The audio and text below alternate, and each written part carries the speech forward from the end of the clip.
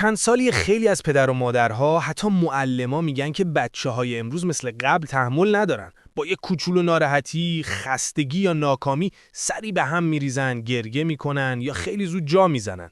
واقعا چرا اینجوری شده؟ چی توی سبک زندگی ما عوض شده که بچه‌ها دیگه مثل قبل محکم نیستن؟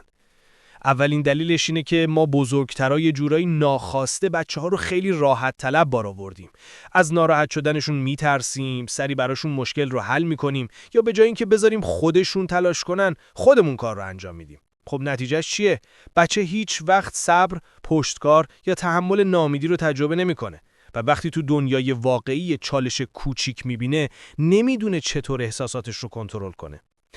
دومین عامل دنیای دیجیتال امروزه. بچه‌ها تو فضایی بزرگ میشن که همه چی فوریه. بازی، سرگرمی، پاداش، حتی ارتباط گرفتن. مغزشون عادت میکنه همه چی سریع اتفاق بیفته. ولی خب دنیای واقعی اینطوری نیست. توش صبر هست، انتظار هست، شکست هست، اشتباه هست. وقتی بچه‌ای که به همین الان عادت کرده وارد واقعیت میشه، زود خسته میشه و احساس ناکامی میکنه. سومین دلیل کم شدن بازی‌های واقعی و فعالیت بدنیه. بچه‌های امروز کمتر بیرون میرن، کمتر با دوستاشون بحث میکنن، زمین میخورن، دعواشون میشه، آشتی میکنن یا حتی حوصله‌شون سر میره.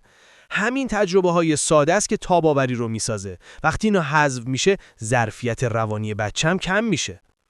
چهارمین عامل هم اضطراب پدر و مادراست. وقتی ما خودمون هزار جور نگرانی اقتصادی، کاری یا روحی داریم، خواه نخواهین استرس رو به بچه منتقل میکنیم. بچه مثل آینه است. اگه ما شکننده باشیم، اونم شکننده میشه.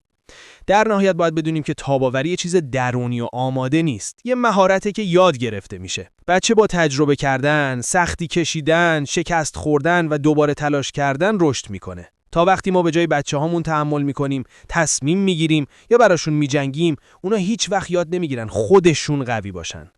این ویدیو قرار نیست والدین رو مقصر بدونه. فقط میخواد یادمون بندازه اگه بچه‌های قوی‌تر و متعادل‌تری میخوایم، باید فرصت‌هایی بسازیم که خودشون زمین بخورن، بلند شن و ادامه بدن. تاب‌آوری هدیه است. فقط باید اجازه بدیم زندگی کم کم بهشون یادش بده.